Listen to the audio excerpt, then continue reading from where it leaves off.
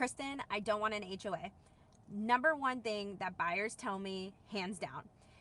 After I get to talking to them, I find out that they really actually don't have a problem with an HOA. What they actually have problems with are the restrictive covenants. So instead of asking or saying, I don't want an HOA, you need to be asking your agent, what are the restrictive covenants? Because a property can have restrictive covenants and not have an HOA.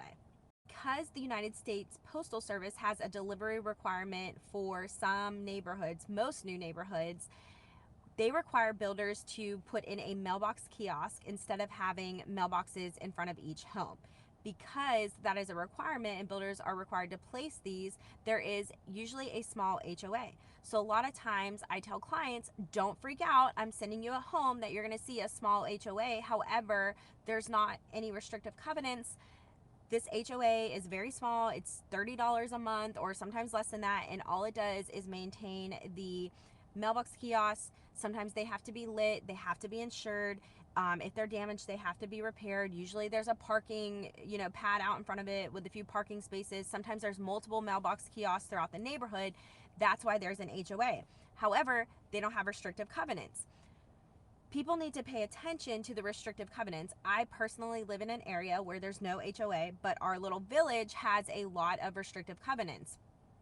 Things like you're not allowed to have chickens, you have to have a certain type of fence, you're not allowed to operate a business out of your home, or you're not allowed to park a trailer. Or there was one neighborhood that my clients came across that they were not allowed to park more than 2 cars in their driveway at a time, no matter how many licensed drivers were in the house.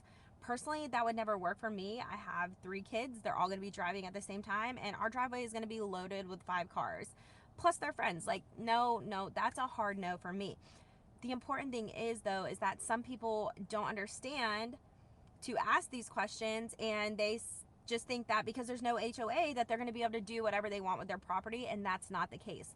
So please, please, please make sure that you are asking your agent if there are any restrictive covenants. That is the number one thing that you are probably more concerned with, because again, people think HOA and restrictive covenants are one and the same, and they're not.